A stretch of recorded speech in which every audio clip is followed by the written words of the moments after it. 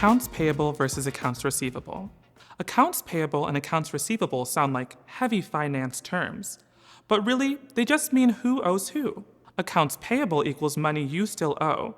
That could be a lighting designer or someone you hired to edit a video. It's basically a bill waiting for you to pay it. Accounts receivable is money owed to you, like a grant you're waiting on or a co-presenter who hasn't sent their check yet. These are dollars you've earned but haven't hit your account. Why does this matter?